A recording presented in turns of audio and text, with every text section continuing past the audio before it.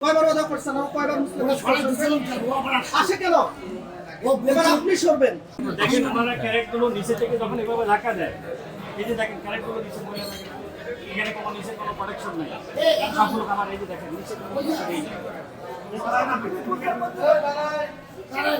খাবারের কোনো প্রোটেকশন নাই দেখেন।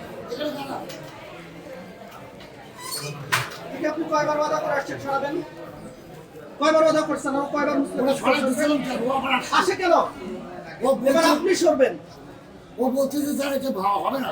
আসলে দীর্ঘদিন থেকেই মধুর এই ক্যান্টিনের মালিক এবং এখানকার যারা সার্ভ করে তাদের থেকে আমরা এই দুর্ব্যবহার পাচ্ছিলাম নানানভাবে।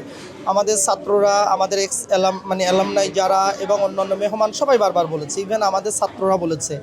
আমরা এই ক্যান্টিনে সহকারী প্রক্টর স্যার, ডাকসুর লিডার্স আমরা সবাই মিলে দাম ঠিক করেছি। সব কিছু আমরা চেয়েছি যে এইটা একটু ভালো করে চলুক, কিন্তু কোনোভাবেই এটা ঠিক হয়নি। এবং আজকে আমাদের কিছু যারা সন্তানরা পরীক্ষা দিতে এসছে, তাদের অভিভাবকরা এসছেন যারা এখানের আগেকার ছাত্র।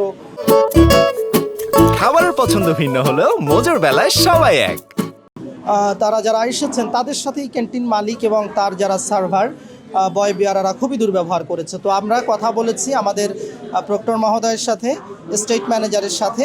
এইটা ওনারা স্টেট ম্যানেজার আসবেন, এসে এখানে যথাযথ দেখে উনি একটা সুপারিশ দিবেন, আমরা অ্যাকর্ডিংলি এটা আমরা ব্যবস্থা নিব। কারণ এই দুর্ব্যবহারের চিত্রটা অনেক দিন থেকে হচ্ছে।